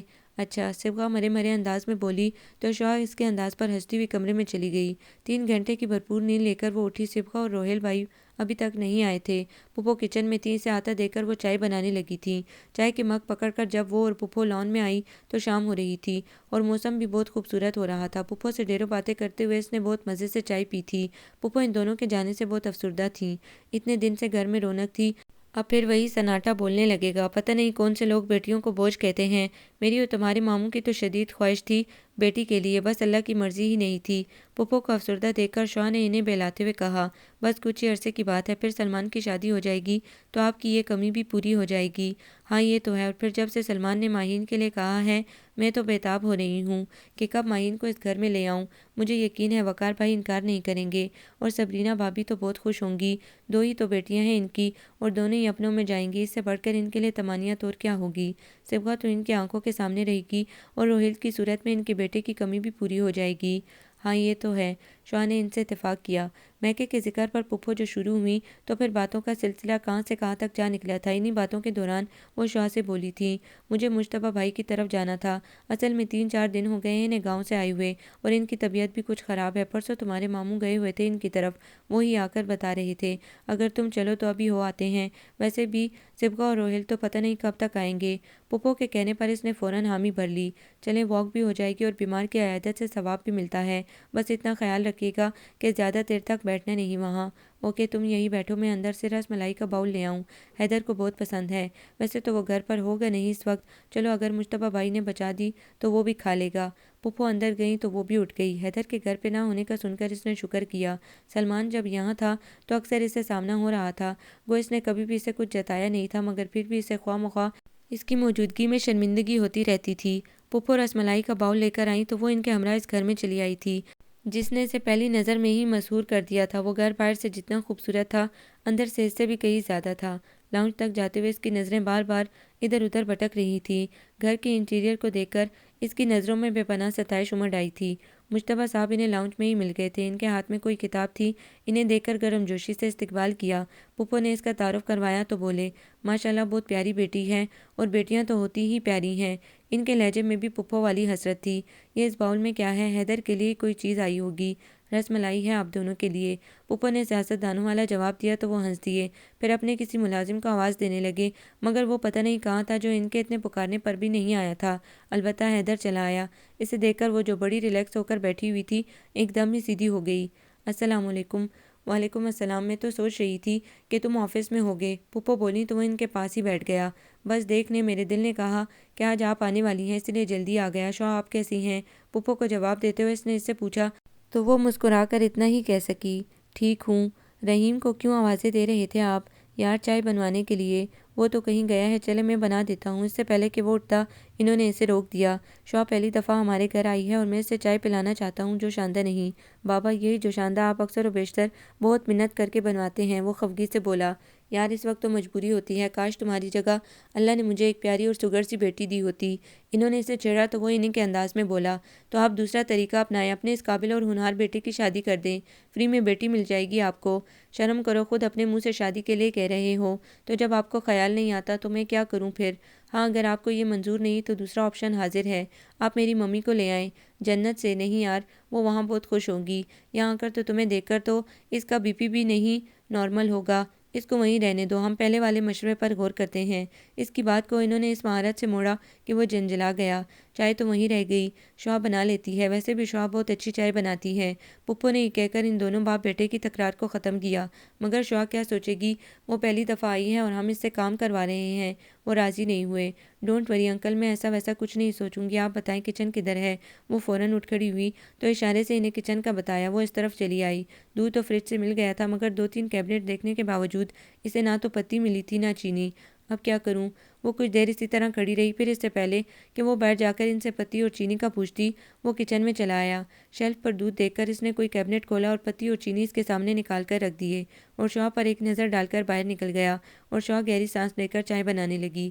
جب وہ چائے لے کر باہر آئی تو ان کا ملازم آ چکا تھا۔ وہ فوراً کچن میں چلا گیا اور کچھ ہی دیر بعد ڈھیروں ریفریشمنٹ کے ساتھ باہر نکلا۔ اسی دوران پھپھو انکل سے سلمان اور ماہین کے رشتے کے بارے میں ڈسکس کرتی رہی تھیں۔ شوہر نے چائے انہیں دی تو ایک سپ لے کر وہ فوراً اس کی تعریفوں کے پل باندھنے لگے، جبکہ شوہر انہیں کی اتنی ڈھیر ساری تعریفوں سے شرمندہ ہو رہی تھی۔ بیٹا مجھے چائے بہت پسند ہے، اور حیدر کی ممی بہت زبردست چائے بناتی تھیں، بالکل تمہاری طرح کی۔ اب تو عرصے سے کبھی اپنے اور کبھی رحیم اور حیدر کے ہاتھ کی چائے پی پی کر آج یہ چائے پی تو اس کا ذائقہ ہی الگ محسوس ہو رہا ہے۔ انہوں نے بہت سہولت اور بے تکلفی سے اسے اپنے ساتھ گفتگو میں شامل کیا۔ بڑے غیر محسوس انداز میں وہ تھوڑی ہی دیر میں ان سے بے تکلف ہو گئی، اور اس کا سارا کریڈٹ یقیناً انہیں ہی جاتا تھا۔ وہ اس سے مختلف موضوعات پر چھوٹی چھوٹی باتیں کرتے رہے، اس سے اس کی دلچسپیاں جانتے رہے۔ حیدر وہاں نہیں تھا، اسی لیے وہ بڑی سہولت سے ان سے باتیں کر رہی تھی۔ انکل آپ کا گھر بہت خوبصورت ہے، اس کے لہجے میں بے پناہ ستائش تھی۔ بھئی اس کا سارا کریڈٹ تو حیدر کو جاتا ہے، وہ بھی طرح طرح کے تجربات کرتا رہتا ہے، تم اس کے سامنے تعریف کرنا، وہ بہت خوش ہوگا۔ یہ کس کی تعریف ہو رہی ہے؟ وہ اچانک آ گیا۔ شوہر گھر کی تعریف کر رہی تھی اور میں اسے بتا رہا تھا کہ یہ حیدر جیسے آرٹسٹک مائنڈ بندے کا کام ہے۔ شوہر کو خوبصورت گھر بہت اٹریکٹ کرتے ہیں۔ پھپھو تفصیل سے اس کے بارے میں بتانے لگی تو وہ جھیم گئی۔ خوبصورت لوگوں کو خوبصورت چیزیں بھی اچھی لگتی ہیں۔ مجتبیٰ صاحب نے اس کی عادت کو سراہتے ہوئے کہا، شوہر پلیز ایک کپ چائے بنا دیں۔ وہ اس سے مخاطب ہوا تو وہ ٹیبل پر رکھے چائے کے فلاسک کی طرف متوجہ ہو گئی۔ مگر تم تو چائے نہیں پیتے؟ انہوں نے اسے گھورا تھا، مگر آج دل کر رہا ہے، شوہر چائے بہت اچھی بناتی ہیں، وہ ڈٹھائی سے بولا تو انہوں نے معنی خیزی سے اسے دیکھا۔ میں نے پہلے بھی ایک دفعہ ان کے ہاتھ کی بنی چائے پی تھی، اس نے بے ساختہ وضاحت کی تو وہ مسکرا دیے۔ شوہر ان کی گفتگو سے پزل سی ہونے لگی۔ چائے حیدر کو تھما کر اس نے پھپھو سے چلنے کے لیے کہا۔ انکل کے بے حد اصرار پر بھی وہ رکنے کو تیار نہ تھی۔ ایکچولی انکل، صبغہ اور روحیل بھائی آ گئے ہوں گے اور پھر مجھے جا کر پیکنگ بھی کرنی ہے۔ حیدر نے بے ساختہ اس کی طرف دیکھا۔ پیکنگ؟ اصل میں اور صبغہ روحیل بھائی کے ساتھ ہی صبح جا رہے ہیں۔ اوہ، ان کے منہ سے بے ساختہ نکلا۔ ہمیں اب اپنے گاؤں جانے پہ افسوس ہو رہا ہے، ہم یہاں ہوتے تو کئی دفعہ اتنی پیاری سی بیٹی سے مل چکے ہوتے۔ میں تو بہت روک رہی ہوں لیکن یہ مان ہی نہیں رہی۔ پھپھو نے اپنا شکوہ دہرایا۔ ان کے شکوے پر وہ مسکرا دی اور پھر ان سے چلنے کے لیے کہا تو وہ اٹھ گئی تھیں۔ حیدر کافی اندھیرا ہو گیا ہے، جاؤ آنی اور شوہر کو چھوڑ آؤ۔ ان کے کہنے پر وہ خاموشی سے ان کے ساتھ چل دیا۔ موسم اس طرح خوبصورت تھا، شوہر کا دل بے چین ہونے لگا تھا۔ اس نے اپنے ساتھ چلتے اس بے حد شاندار بندے کو دیکھا جو پتہ نہیں کس سوچ میں گم تھا۔ اسی پل اس کے پاؤں کے نیچے کچھ آیا تھا اور وہ بے ساختہ لڑکھڑائی تھی۔ اور حیدر مجتبیٰ نے اسی بے ساختگی کے ساتھ اس کا ہاتھ پکڑا تھا۔ میری ناقص معلومات کے مطابق تم آفس سے سر شام ہی آ چکے ہو، پھر دوبارہ کے سلسلے میں جانا ہوا تھا باہر؟ انہوں نے اندر داخل ہوتے ہوئے حیدر سے سوال کیا۔ کچھ نہیں بابا، بس ویسے ہی نکل گیا تھا آوارہ گردی کرنے۔ وہ ان کے پاس ہی بیٹھ گئے اور ان کے کندھے پر اپنا سر رکھ دیا۔ کسی شفیق ماں کی طرح وہ اس کے بالوں میں انگلیاں پھیرنے لگے۔ وہی تو سب کچھ تھے اس کے لیے، باپ بھی، ماں بھی، دوست بھی۔ جو عمر آوارہ گردی کرنے کی تھی وہ تو تم نے یوں ہی گزار دی، پھر اب کیسے یہ شوق پیدا ہو گیا تم میں؟ آوارہ گردی کرنے کی کوئی عمر نہیں ہوتی، بس یوں ہی دل کیا اور نکل گیا۔ تم آج کل کچھ زیادہ ہی کنوتی نہیں ہو گئے؟ گھر میں تمہارا دل ہی نہیں لگتا؟ انہوں نے کسی ناراض بیوی کی طرح اس سے شکوہ کیا تو حیدر نے بغور ان کی طرف دیکھا۔ ان کی نگاہیں اس وقت ٹی وی پر تھیں، مگر حیدر جانتا تھا کہ وہ اس کی طرف متوجہ ہیں، اس لیے کہ آپ بہت بدل گئے ہیں۔ اس نے جواباً شکوہ کیا تو انہوں نے چونک کر اسے دیکھا تھا۔ مثلاً کیسے؟ پہلے آپ کو انجلینا جولی پسند تھی اور اب آپ کو نکول کڈمین کو دیکھنے لگے ہیں۔ بات بات پہ مجھے پوڑ کہتے ہیں اور میرا ذرا بھی خیال رکھتے۔ میں صرف اس وقت نکول کڈمین کو دیکھ رہا ہوں، پسند میری بار بار نہیں بدلتی۔ اور پوڑ تو تم سدا کے ہو، خیال میں تمہارا کیا رکھوں؟ تم گھر میں ٹکو تب نہ۔ وہ ناراضی سے بولے۔ چائے بناؤں آپ کے لیے؟ بالآخر اس نے انہیں منانا چاہا۔ چائے ان کا عشق تھی، رہنے دو، مجھے نہیں جوشاندہ پینا۔ پہلے بھی تو آپ اسی طرح کی چائے پیتے تھے۔ وہ چڑ کر بولا۔ شعا بھی اچھی چائے بناتی ہے، بالکل تمہاری ممی کی طرح۔ تو پھر میں کیا کروں؟ دن میں 20 دفعہ وہ چائے پیتے تھے اور اتنی مرتبہ اسے یہ فقرہ سننے کو ملتا تھا۔ اب تو وہ زچ ہونے لگا تھا۔ میں آج حسن اور عائشہ بھابی کی طرف گیا تھا۔ اچھا پھر؟ اسے دلچسپی ظاہر کرنی پڑی۔ اگلے ہفتے وہ سلمان کی منگنی کا پروگرام رکھ رہے ہیں، تم چکر لگا لینا ان کی طرف۔ یہ تو بہت اچھی بات ہے، میں صبح ہی ان کی طرف چلا جاؤں گا۔ وہ خوشی سے بولا۔ حیدر، تمہیں نہیں لگتا کہ اب تمہاری بھی شادی ہو جانی چاہیے؟ بہت سالوں تک تنہائی کی سزا کاٹی ہے، اب اس گھر میں کوئی تو دھنک رنگ آنچل لہرانا چاہیے، چوڑیوں کے کھنکنے کی آواز آنی چاہیے۔ بہت تھوڑی زندگی رہ گئی ہے، اب تو اس سزا کو ختم ہو جانا چاہیے۔ اب تو حق بنتا ہے یار کوئی خوشی دیکھنے کا۔ ان کے لہجے میں یاسیت تھی۔ حیدر کے دل کو کچھ ہوا۔ میں نے کبھی آپ کی بات ٹالی ہے؟ آپ جب کہیں گے، جیسے کہیں گے، جو بھی کہیں گے، میں سب کے لیے تیار ہوں۔ سچ کہہ رہے ہو؟ وہ بے یقین ہوئے۔ آپ کو یقین کیوں نہیں آ رہا؟ آج سے پہلے میں نے کبھی آپ کی کوئی بات ٹالی ہے؟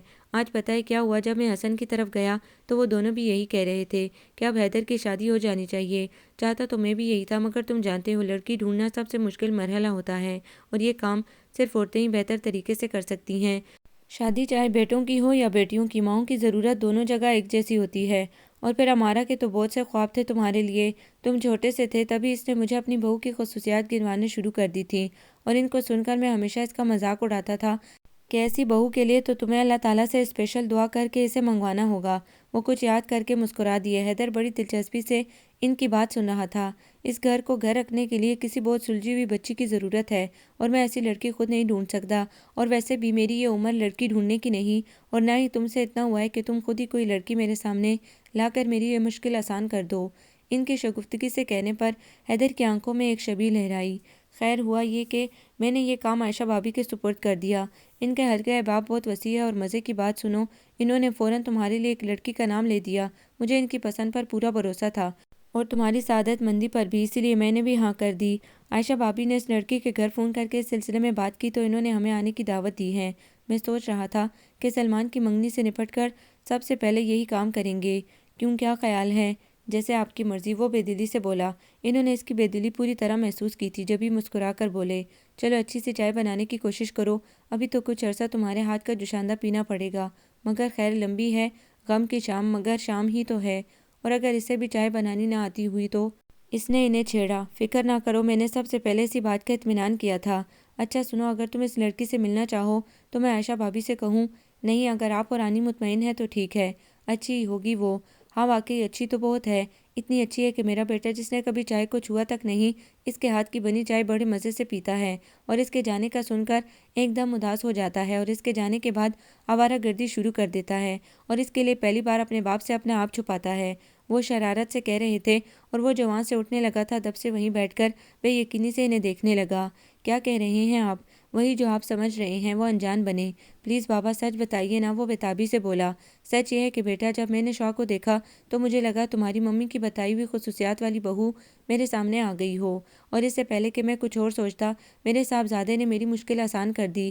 بس پھر کیا تھا، میں نے عائشہ بھابی سے بات کی، وہ بہت خوش ہوئی، اور شعا کے پیرنٹس سے بات کرتے ہوئے تمہاری سفارش بھی کی۔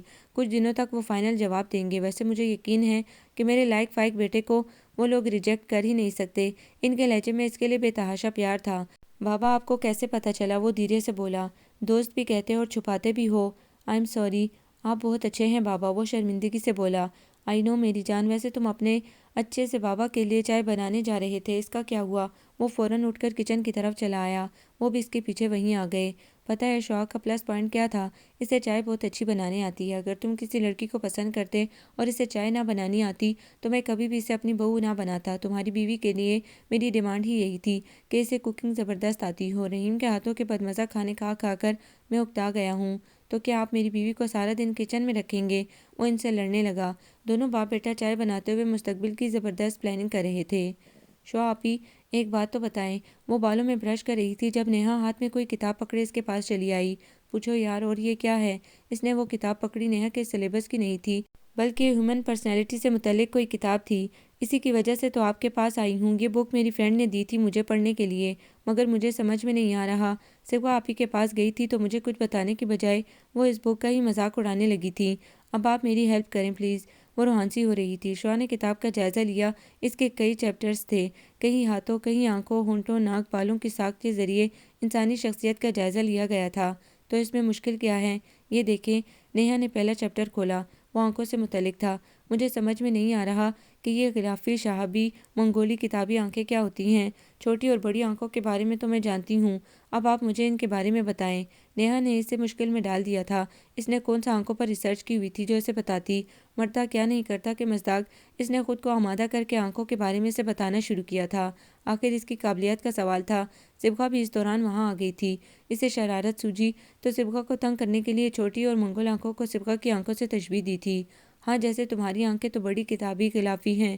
حسب توقع وہ فوراً چڑھ کر بولی۔ اس میں کیا شک ہے؟ وہ اترا کر بولی۔ اچھا آپی، یہ بولتی آنکھیں کیسے ہوتی ہیں؟ اور آنکھیں بھلا کیسے بول سکتی ہیں؟ نیہا نے اگلے پوائنٹ کی طرف اس کی توجہ مبذول کروائی۔ بولتی آنکھیں۔ وہ سوچ میں پڑ گئی تھی کہ کس کی آنکھوں کی مثال دے کر نیہا کو بولتی آنکھوں کے متعلق سمجھائے۔ صبغہ اسے چپ دیکھ کر معنی خیزی سے بولی، جیسے حیدر مجتبیٰ کی آنکھیں ہیں۔ شوہا گڑبڑا سی گئی۔ مجھے کیا پتا، میں نے کون سا اس کی آنکھوں پر ریسرچ کی تھی؟ یہ حیدر مجتبیٰ کون ہے؟ نیہا آنکھوں کو بھول کر اس پوائنٹ کی طرف متوجہ ہوئی۔ کوئی نہیں، تم جاؤ، اگلے چیپٹر کے متعلق تمہیں شوہا آپی صبح بتائیں گی۔ صبغہ نے اسے وہاں سے اٹھایا تو منہ بسورتی وہ وہاں سے اٹھ گئی۔ فضول مت بولا کرو صبغہ، شوہا نے اسے گھورا۔ اس میں کون سی فضول بات ہے؟ میں نے تو صرف بولتی آنکھوں کے متعلق کہا ہے۔ اب ہماری فیملی میں تو کسی کی بھی ایسی آنکھیں نہیں ہیں، سو میں نے حیدر مجتبیٰ کا نام لے لیا۔ مگر تمہیں اتنا غصہ کیوں آ رہا ہے؟ پچھلے 10-12 دنوں میں جب سے ہم اسلام آباد سے آئے ہیں تم ہر روز کسی نہ کسی بات میں اس کا ذکر لے آتی ہو۔ تم اس سے ملی ہی کتنی دفعہ ہو جو بات بات پہ اس کا ذکر لے بیٹھتی ہو؟ وہ صبغہ سے الجھ پڑی۔ تو تمہیں کیا پرابلم ہے؟ میری مرضی ہے، میں جسے چاہے یاد کروں۔ صبغہ کا انداز چڑھانے والا تھا کہ اس سے بے تحاشا غصہ آ گیا۔ مجھے کوئی پرابلم نہیں، تمہارا دل جو کرتا ہے وہ کرو، بلکہ ایک تسبیح لے کر صبح و شام اس کا نام لیا کرو۔ اس نے ہیئر برش زور سے پھینکا اور باہر نکل گئی۔ صبغہ نے بغور اس کا انداز دیکھا اور بڑبڑائی، پرابلم کوئی چھوٹی موٹی نہیں، بہت بڑی ہے۔ شوہا جب سے واپس آئی تھی بہت چڑچڑی ہو گئی تھی، بات بات پہ اسے غصہ آنے لگا تھا اور صبغہ اس کی کیفیت سمجھ رہی تھی۔ شوہا میری بات سنو۔ صبغہ پھولی ہوئی سانسوں کے ساتھ کمرے میں داخل ہوئی۔ جوش سے اس کا چہرہ سرخ ہو رہا تھا۔ کیا ہے؟ اس کی بیزاری عروج پر تھی۔ پھپھو کا فون آیا ہوا تھا ابھی۔ شوہا سمجھ نہیں پائی کہ اس میں اتنی خاص بات کون سی ہے جو ویسے اتنے جوش سے اطلاع دے رہی تھی۔ پھپھو کا تو آج کل روز ہی فون آ رہا تھا۔ سلمان اور ماہین کی منگنی کی ڈیٹ فکس ہو چکی تھی اور پھپھو اپنی اکلوتی بہو کی پسند پوچھنے کے لیے تقریباً روز ہی فون کرتی تھی، اور تو ماہین کو ساتھ لے کر اس کی پسند سے شاپنگ کروانا چاہتی تھیں، مگر ماہین نے یہ کام انہی پر چھوڑ دیا تھا۔ پھپھو کی چوائس بہت اچھی تھی اور ویسے بھی ماہین آج کل سب سے ناراض تھی۔ پڑھائی کے عاشق ماہین کے لیے یہ منگنی نیری سردردی تھی۔ وہ تو صاف انکار ہی کر دیتی، مگر صبرینہ چچی نے اس کی ایک نہ چلنے دی تھی۔ پھپھو کے فون میں خاص بات میرے لیے نہیں تمہارے لیے ہے، اور یہ جو تم اداس ہیروئن بنی پھرتی ہو نا، اسی کا حل ہے اس فون میں۔ صبغہ کی بات پر وہ چونک گئی تھی۔ کیا مطلب؟ مطلب یہ کہ جس کے نام پر تم چڑھتی ہو گھر والے عمر بھر تمہیں اسی کے نام کے ساتھ جوڑنے والے ہیں۔ شوہا کو لگا جیسے اس نے کچھ غلط سنا ہو۔ صحیح طرح سے بتاؤ مجھے، اس نے ملتجی انداز میں صبغہ سے کہا۔ سیدھے سادے انداز میں، اس طرح کہ حیدر مجتبیٰ کا پروپوزل آیا ہے تمہارے لیے اور منظور ہونے کے 100% چانسز ہیں۔ اب مجھے سمجھ میں نہیں آیا کہ آخر اس بندے نے تم میں دیکھا کیا ہے۔ شوہا کا دل یوں دھڑک رہا تھا کہ وہ اس دھڑکن کے پاگل پن سے پریشان ہوئی تھی۔ اس کے چہرے پر اتنے خوبصورت اور انوکھے رنگ بکھرے تھے کہ صبغہ مبہوت سی ہو کر اسے دیکھنے لگی۔ تم اس وقت اتنی خوبصورت لگ رہی ہو کہ کاش حیدر مجتبیٰ آج یہاں ہوتا۔ صبغہ کے کمنٹ پر وہ جھیم گئی تھی۔ پھوپھو مشتبہ انکل کے گھر سے ہی فون کر رہی تھی۔ میری انکل اور حیدر دونوں سے ہی بات ہوئی ہے۔ انکل بتا رہے تھے کہ ہمارے لاہور آنے کے بعد ان کے صاحبزادے کا دل اسلام آباد میں نہیں لگ رہا تھا، تو انہوں نے لاہور والی کو ہی مستقل لانے کا ارادہ کر لیا۔ بیٹھے بٹھائے ان کا سیدھا سادہ بیٹا آوارہ گردی میں مبتلا ہو گیا تھا، تو انہیں فوراً ایکشن لینا پڑا۔ میں نے کہا انکل فکر نہ کریں، ادھر کے حالات بھی کچھ ایسے ہی ہیں۔ پھر حیدر بھائی سے بات ہوئی تھی۔ میں نے انہیں اس ارادے سے باز رکھنے کی پوری کوشش کی کہ آخر ان کی پوری زندگی کا سوال ہے، مگر وہ تو خود ہی اپنی زندگی اور سکون کے دشمن بنے ہوئے ہیں۔ میں نے تو انہیں صاف بتا دیا تھا کہ محترمہ خاصی بد مزاج اور نک چڑی ہیں، اور تمہاری بد تہذیبی کا مظاہرہ تو وہ آلریڈی دیکھ چکے ہیں، مگر لگتا ہے ان کا سلسلہ مجنوں سے کہیں جا کے ملتا ہے۔ مجال ہے جو میری باتوں کا ان پر ذرا بھی اثر ہوا ہو۔ تمہیں کیا ضرورت تھی یہ سب بکواس کرنے کی؟ شوق کو غصہ آ گیا۔ اچھا، اور جو پچھلے 3 مہینوں سے جب سے میری روہیل سے منگنی ہوئی ہے، کچھ یاد کرو، تم بھی اسی قسم کی بکواس کر رہی ہو۔ میں نے تو صرف بدلہ لیا ہے۔ صبغہ مزے سے اسے چڑھاتی ہوئی باہر نکلی۔ اس کی سوچیں ایک دم بھٹک گئی تھی اور ان کا مرکز حیدر مجتبیٰ تھا۔ اس نے اپنے دائیں ہاتھ کو بغور دیکھا جس پر حیدر مجتبیٰ کا لمس ثبت تھا۔ اسے یوں لگا جیسے اس نے ابھی ابھی اس کا ہاتھ تھاما ہو، اور حسب توقع یہ پروپوزل قبول کر لیا گیا۔ شوق کو یہ سب ایک خواب سا لگ رہا تھا۔ کیا وہ اتنی لکی تھی کہ جس بندے کو اس نے ابھی سوچنا شروع کیا تھا وہی قدرت نے اس کے نام لکھ دیا تھا؟ ماما اور پاپا دونوں اسلام آباد کا چکر لگا کر آئے تو بہت خوش تھے۔ حیدر انہیں بہت پسند آیا تھا۔ ماہین کو خوشی تھی کہ وہ اسلام آباد اکیلی نہیں جائے گی، اور سب سے زیادہ خوشی تو پھپھو کو تھی کہ دونوں ہی بھتیجیوں نے ان کے پاس ہی آنا تھا، اور صبغہ کو اس بات سے خوشی تھی کہ دونوں سے ایک ساتھ جان چھوٹنے والی ہے۔ تمہیں واقعی ہمارے جانے سے خوشی ہوگی؟ شوق نے اسے بغور دیکھ کر کہا تو چند ثانیہ شوق کی طرف خاموشی سے دیکھنے کے بعد وہ جو رونا شروع ہوئی تو شوق بوکھلا گئی تھی۔ یار کون سا ابھی ہم لوگ جا رہے ہیں، ابھی تو بہت عرصہ ہے۔ اسے چپ کرواتے ہوئے وہ بولی۔ حالانکہ آنسو تو اسے بہانے چاہیے تھے، کچھ نہ کچھ فارمیلٹی تو ماہین نے بھی پوری کر لی تھی۔ یہ اور بات کہ رونا اسے کسی اور بات کا تھا، مگر مجال ہے جو شوق کی آنکھوں میں ایک آنسو بھی آیا ہو۔ تم لوگ چلی جاؤ گی تو میں کیا کروں گی؟ صبغہ کو ایک نئی فکر لاحق ہوئی تھی۔ راج کرنا اکیلی۔ شوق نے اسی کا کہا دہرایا تو اس نے شکوہ کناں نظروں سے اسے دیکھا۔ تم مجھے ایسا سمجھتی ہو؟ ویسے آج یہ تو ثابت ہو گیا کہ تمہیں ہم سے کتنی محبت ہے۔ شوق متاثر نظر چلی آئی۔ تو کیا پہلے نہیں پتا تھا؟ اور ویسے بھی میں کون سا تم لوگوں کے لیے رو رہی تھی؟ میں تو اپنے لیے دکھی تھی کہ میں اکیلی کیسے رہوں گی۔ صبغہ نے پل بھر میں ہی اپنا انداز بدلا تھا، اور اس سے پہلے کہ وہ اسے کوئی جواب دیتی ماہین کارڈلیس لیے اندر آئی تھی۔ تمہارے سسر صاحب کا فون ہے۔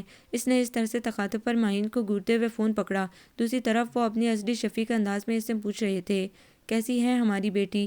جی ٹھیک ہوں، وہ اتنا ہی کہہ سکی تھی۔ گو وہ ان سے کافی بے تکلف ہو چکی تھی، مگر نئے رشتے کے احساس نے اسے زیادہ بولنے نہیں دیا۔ بھائی ایسے تو نہیں چلے گا، میں نے تو اتنی پلاننگ کر رکھی ہے کہ میں نے اور شاہ نے خوب دوستی کرنی ہے اور حیدر کو تنگ کرنا ہے۔ وہ تو ابھی سے مجھ سے جیلس ہونے لگا ہے، اور ہماری بیٹی تو ہمیں لفٹ ہی نہیں کروا رہی۔ ان کے نرم سے لہجے میں کہنے پر وہ شرمندہ ہو گئی۔ اور اب حیدر کی طرح بابا کہو، ابھی سے بابا کہنے کی پریکٹس شروع کر دو۔ اس گھر میں آنے کے بعد تمہیں سب سے زیادہ ضرورت میری پڑے گی، کیونکہ حیدر کی اور تمہاری لڑائیوں میں نے سوچ لیا ہے کہ میں نے تمہیں ہی فیور کرنا ہے۔ اپنے مخصوص انداز میں چھوٹی چھوٹی باتیں کرتے ہوئے وہ اس کی جھجک کافی دور کر چکے تھے۔ ان کا انداز بے حد دوستانہ تھا۔ شوق بیٹا، حیدر کی اور میری اس بات پر بہت لڑائی ہو رہی ہے کہ تمہارا انگیجمنٹ ڈریس کس کلر کا ہونا چاہیے۔ میں نے تو تمہیں ابھی تک صرف پنک کلر میں دیکھا ہے، اور وہ تم پر اتنا سوٹ کرتا ہے کہ میرا خیال ہے تمہارا ڈریس پنک کلر میں ہونا چاہیے، جبکہ حیدر کا کہنا ہے کہ ڈریس آف وائٹ ہونا چاہیے۔ اب بتاؤ بھلا آف وائٹ کلر اس موقع پر اچھا لگے گا؟ نہ وہ میری مان رہا ہے نہ میں اس کی۔ اب فیصلہ تم پہ ہے، تم بتاؤ کون سے کلر میں ڈریس لیں۔ انہوں نے فیصلہ اس پہ چھوڑا، صرف اور صرف آف وائٹ۔ حیدر کی آواز پیچھے سے سنائی دی تو اسے یاد آیا جس دن وہ اکیلی واک پہ گئی تھی اور ان کی بیل بجائی تھی، اس دن اس نے آف وائٹ کلر پہنا ہوا تھا۔ میں تمہاری نہیں شوق کی پسند پوچھ رہا ہوں۔ اسے ڈانٹ کر وہ دوبارہ شوق کی طرف متوجہ ہوا۔ اچھا تم اپنی پسند بتاؤ نا، انہوں نے اصرار کیا۔ آپ ایسا کریں آف وائٹ میں ہی لے لیں، اس نے کچھ سوچ کر کہا تو وہ بے ساختہ کھنکارے۔ یعنی تم اس کی پسند پہ راضی ہو؟ ان کے معنی خیزی سے کہنے پر شوق ایک لمحے کو جھینبی، پھر اپنے ازلی اعتماد سے بولی، ساری زندگی اپنی ہی منوانی ہے تو اب تھوڑی سی ان کی مان کر انہیں بھی خوش کر دینا چاہیے۔ کیا خیال ہے آپ کا؟ بہت اچھا خیال ہے، دل خوش کر دیا تم نے اس جواب سے، وہ مسرور سے بولے۔ پیچھے سے مسلسل حیدر کی آوازیں آ رہی تھی۔ تنگ آ کر انہوں نے شوق سے کہا، اب تم ذرا اس سے بات کر لو، بہت تنگ کیا ہوا ہے اس نے۔ ریسیور اسے پکڑا کر وہ وہیں بیٹھ گئے تھے۔ بابا آپ تو جائیں، اب آپ کے سامنے میں رومانس کرتا اچھا لگوں گا، وہ ناراضی سے بولا تو اسے ہنسی آ گئی۔ السلام علیکم۔ اس کی آواز سن کر شوق کا دل تیزی سے دھڑکنے لگا تھا۔ اسے لگا وہ اس سے بات نہیں کر پائے گی۔ اس نے بے اختیار کوئی جواب دیے بغیر ریسیور رکھ دیا تھا، اور ادھر حیدر سلام کے جواب میں مخصوص ٹون سن کر جی بھر کر بدمزہ ہوا۔ ریسیور پٹک کر اٹھا تو اس کے بابا اس کے سامنے کھڑے تھے۔ کیا ہوا؟ آپ کی بہو کچھ زیادہ ہی مشرقی ہے، اس نے بنا کر کہا۔ سچ؟ تمہاری ممی کے تراشے خاکے میں ایک یہ کوالٹی بھی تھی؟ انہیں ازحد مسرت ہوئی تھی۔ آف وائٹ کلر کی شلوار قمیض تھی، لائٹ سا ملٹی کلرز میں موتیوں کا کام آدھی آستین اور قمیض کے سامنے تھا، اور ملٹی کلرز میں دوپٹہ تھا جو پورا کام سے بھرا ہوا تھا۔ ان ملٹی کلرز میں براؤن، پرپل اور گرین کلرز نمایاں تھے۔ شعا کو یہ ڈریس بے حد پسند آیا تھا، اور جب اسے رسم کے لیے لایا گیا تو مجتبیٰ انکل نے اس کے پاس بیٹھتے ہوئے کہا، اب مجھے سمجھ میں آیا کہ حیدر اس کلر کے لیے کیوں کہہ رہا تھا۔ بھئی یہ حور جنت سے بھٹک کر ہماری دنیا میں کیسے آ گئی؟ وہ مختلف کمنٹس دے کر اسے تنگ کرتے رہے تھے، اور حیدر کی طرف سے تو وہ جان بوجھ کر گریز کر رہی تھی۔ اس پر اس نے آتے ہوئے ایک ہی نظر ڈالی تھی، اور وہ ایک ہی نظر اسے ہواؤں میں اڑا رہی تھی۔ اپنی بولتی آنکھوں سے بے شمار باتیں کرتا وہ بندہ اس کا تھا۔ اس احساس سے اس کی دھڑکن اب نارمل ہو رہی تھی۔ پورے فنکشن میں وہ سر اور آنکھیں جھکائے بیٹھی رہی تھی، اتنا تو ماہین بھی نہیں شرما رہی تھی۔ فنکشن ختم ہوا تو وہ اپنے اور صبغہ کے مشترکہ کمرے میں چینج کرنے چلی آئی۔ ڈریسنگ ٹیبل کے قد آئینے میں اس کا حسن اتنا مکمل اور نمایاں لگ رہا تھا کہ وہ خود کو بڑے پیار سے دیکھتی رہی۔ اس کا دل بالکل بھی نہیں چاہ رہا تھا چینج کرنے کو۔ وہ نہ جانے کب تک اپنے آپ میں گم رہتی۔ اگر جو صبغہ نہ آتی وہ بہت عجلت میں تھی۔ یہ کیا بات ہے، تم نے ابھی تک چینج نہیں کیا؟ باہر اتنے کام بکھرے ہوئے ہیں اور میں اکیلی ہلکان ہو رہی ہوں۔ جلدی سے چینج کرو اور میرے ساتھ کچن میں چلو، کچھ ہیلپ کراؤ میری۔ ماہین سے توقعی فضول ہے کیا؟ میں؟ اسے گہرا صدمہ ہوا۔ اسے تو امید تھی کہ صبغہ یہ کہنے آئی ہے کہ ابھی چینج مت کرنا، حیدر بھائی آنے والے ہیں۔ ایسی سچویشن میں یہی ہوتا ہے، مگر صبغہ نے تو حیران کر دیا تھا اسے۔ جی ہاں، تمہاری منگنی تھی، آج شادی نہیں۔ ابھی تمہیں اسی گھر میں رہنا ہے، سسرال نہیں جانا جو 2-3 ماہ ہاتھ بے ہاتھ دھرے بیٹھی رہو گی۔ کیوں پروین، انجم، کوثر کدھر ہیں؟ اس نے روحانسی ہو کر ملازماؤں کے متعلق پوچھا۔ آگے پیچھے تو پوری فوج پائی جاتی ہے ان کی، مگر آج ہی سب کو غائب ہونا تھا اور اسے کچن میں جانا تھا۔ اس نے اپنے مہندی لگے ہاتھوں کو پیار سے دیکھا۔ کم پھیلاوا تو نہیں ہے گھر میں؟ وہ سب بیچاریاں بھی لگی ہوئی ہیں۔ مہمان تو سارے ہی چلے گئے ہیں، بس اپنی فیملی والے ہی ہیں، اور سب اس وقت لاؤنج میں بیٹھے ہوئے ہیں۔ بڑی اماں، ماما اور چچی بھی ان کے پاس ہی ہیں، اور سب اس وقت چائے کی فرمائش کر رہے ہیں۔ اور گھر میں چائے یا تو تم اچھی بناتی ہو یا پھر چچی جان۔ وہ تو اس وقت وہاں سے اٹھ نہیں سکتی، اس لیے تم جلدی سے چینج کرو اور کچن میں آؤ۔ اسے تفصیل سے بتا کر وہ جو چیز لینے کمرے میں آئی تھی وہ لے کر باہر نکل گئی۔ صرف 5 منٹ ہیں تمہارے پاس، وہ جاتے جاتے کہنا نہیں بھولی تھی۔ شعا بیزاری سے چینج کرنے کے لیے اٹھی۔ بن گئی چائے؟ ہاں بن گئی، ڈال رہی ہوں کپوں میں۔ یہ چھوڑو تم، پروین ڈال لیتی ہے۔ اسے منع کر کے وہ پروین سے بولی تھی، تم یہ چائے لاؤنج میں دے آؤ، اور شعا تم میرے ساتھ آؤ۔ اس کا ہاتھ پکڑ کر وہ کچن کے دوسرے دروازے سے باہر نکلی۔ کہاں جا رہی ہو؟ اسے گیٹ کی طرف جاتا دیکھ کر اس نے استفسار کیا۔ تمہارے کچھ احسان ہیں مجھ پر، اور تمہیں پتہ ہے میں کوئی بھی احسان اپنے سر نہیں رکھتی، وہی ادا کرنے جا رہی ہوں۔ کیا مطلب؟ وہ الجھی، مگر اس سے پہلے کہ صبغہ اسے کوئی جواب دیتی وہ دونوں گیٹ سے باہر آ چکی تھی۔ صبغہ سامنے کھڑی گاڑی کی طرف بڑھی اور گاڑی کا فرنٹ والا دروازہ کھولا اور اسے بیٹھنے کا کہہ کر دوسری سیٹ پر بیٹھتے بندے سے بولی، خیال رکھیے گا، زیادہ دیر نہیں ہونی چاہیے۔ شعا کو سمجھ میں آ گیا تھا۔ گاڑی سٹارٹ ہوئی تو صبغہ بھی اندر چلی گئی تھی۔ ابھی تھوڑی دیر پہلے ہی تو وہ حیدر کے بارے میں سوچ رہی تھی، مگر اب اس کے قریب بیٹھی وہ سخت پزل ہو رہی تھی۔ وہ خاموشی سے گاڑی ڈرائیو کر رہا تھا۔ پچھلے 20 منٹ سے وہ دونوں خاموش بیٹھے ہوئے تھے۔ شعا کو اس کی خاموشی سمجھ میں نہیں آ رہی تھی۔ یار تم واقعی اتنی خوبصورت ہو یا صرف مجھے ہی لگتی ہو؟ 25 منٹ بعد شعا نے بالآخر اسے کہتے ہوئے سنا۔ اسے سمجھ میں نہیں آیا کہ یہ اس کی تعریف کی گئی ہے یا میرا خیال ہے مجھے تمہیں اپنے ساتھ نہیں لانا چاہیے تھا، کیونکہ میرا دل اب گھر واپس جانے کو بالکل نہیں کر رہا، بلکہ دل چاہ رہا ہے گاڑی کا رخ سیدھا اسلام آباد کی طرف کر دوں۔ انداز میں قدرے بے بسی تھی۔ شعا نے بے ساختہ دہل کر اسے دیکھا۔ ڈونٹ وری، صرف کہہ رہا ہوں، کروں گا نہیں۔ آخر کمٹمنٹ کی ہوئی ہے۔ شعا کو کچھ تسلی ہوئی۔ آئی تھنک آف وائٹ سے زیادہ تم پہ بلیک کلر سوٹ کرتا ہے، اس نے بڑی سنجیدگی سے کمنٹس دیا۔ ہرگز نہیں، میں شادی پر بلیک لہنگا نہیں پہنوں گی۔ اس کی بے سروپا باتوں پر وہ چڑھ کر بولی، تو پھر کون سا کلر پہنو گی؟ لہجے میں اشتیاق تھا۔ آپ کو اور کوئی بات نہیں آتی؟ وہ جھیم گئی۔ یار میں اتنی دیر سے کوشش کر رہا ہوں کہ کوئی اچھا سا اس موقع کی مناسبت سے ڈائلاگ بول سکوں، لیکن ذہن میں کچھ بھی نہیں آ رہا اس وقت۔ وہ بے چارگی سے بولا، ارے ہاں یاد آیا، ایک شعر یاد آ رہا ہے ذہن میں، پتہ نہیں کیا تھا۔ تم مقابل بھی ہو، ہم کلام بھی ہو، تم کو دیکھوں کہ تم سے بات کروں۔ مجھے شعر سمجھ میں نہیں آتے، شعا بے بسی سے بولی تھی۔ کوئی بات نہیں، میں سمجھا دیا کروں گا۔ شعا میں اتنا خوش ہوں آج کہ مجھے کچھ سمجھ میں نہیں آ رہا، مجھے کیا بولنا ہے کیا نہیں۔ ایک دم گاڑی سائڈ پر کھڑی کر کے وہ پوری طرح اس کی طرف متوجہ ہوا۔ پتہ ہے تمہارے آنے سے مجھے اسلام آباد جیسا خوبصورت اور پرسکون شہر دنیا کا سب سے برا اور بدصورت لگنے لگا تھا۔ مجھے لگا کہ دنیا میں اگر کہیں خوبصورتی ہے تو وہ صرف لاہور میں ہے، کیونکہ وہاں شعا نام کی ایک لڑکی رہتی ہے جو صرف چند بار ملنے سے ہی میرے لیے اتنی اہم ہو گئی ہے کہ میرے لیے سب کچھ بدلنے لگا ہے۔ شعا اس کی طرف دیکھنے سے گریز کر رہی تھی۔